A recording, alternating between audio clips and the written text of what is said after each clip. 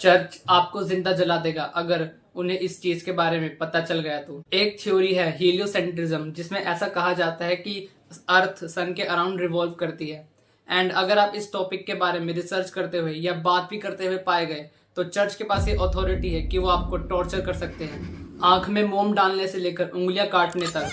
And अगर आप तब भी नहीं मानते देन चर्च के पास ये भी अथॉरिटी है कि वो आपको जिंदा जला सकती है। अगर आपको नहीं पता मैं किस बारे में बात कर रहा हूँ, तो मैं बात कर रहा हूँ और ऑन द मूवमेंट ऑफ अर्थ के बारे में। एक ルの怪獣になってもここに残しておきたいんだよこの秘密を।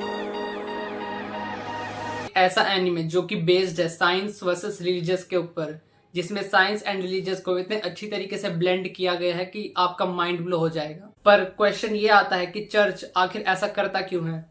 तो 15th सेंचुरी के अराउंड चर्च की एक थ्योरी बहुत ज्यादा डोमिनेट की थी, जियोसेंट्रिज्म, जिसमें ऐसा माना जाता है कि अर्थ के अराउंड सारे प्लैनेट्स एंड सन रिवॉल्व करते हैं।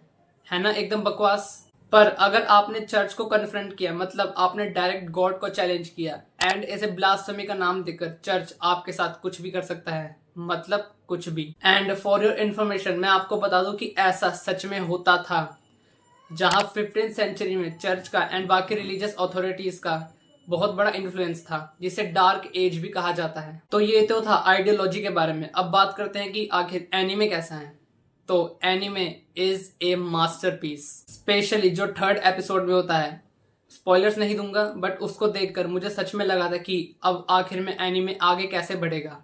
बट जब मैंने पूरा एनिमे फिनिश किया तब मुझे पता चला कि this is not just about the characters, it is about the ideology itself, जिसको एनिमे बड़ी सीमलेसली ब्लेंड करता है। एंड जब बात टॉर्चर की आती है तो उसमें भी पीछे नहीं हटता। तो अगर आप भी वही घिसे पिटे शोनन या रोमकॉम देखकर पक चुके हो और कुछ फ्रेश देखना चाहते हो तो ये एनिमे आपके लिए बेस्ट है। बट ये वो एनिमे नहीं है कि जिसे आप दिमाग बंद करके देख सकते हो। आपको स्टोरी को अंडरस्टैंड करना पड़ेगा, कैरेक्टर्स के मोटिव को समझना पड़ेगा, एंड क्यों जान का खतरा होने के बावजूद भी लोग एस्ट्रोनॉमी के पीछे इतना पागल हैं, ये भी आपको एनिमे में देखकर पता चलेगा। तो अब बात करते हैं कि इसमें मेरा इंटरेस्ट कैसे जागा इस एनिमे में।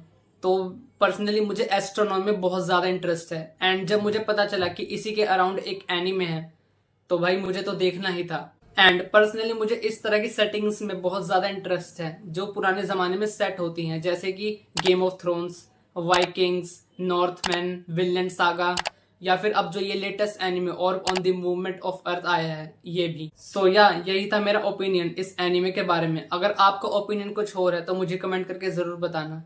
एंड आपने एनिमे देखा है या देखने का प्लान बना रहे हो वो भी जरूर बताना। 何にせよ上手に生きていない。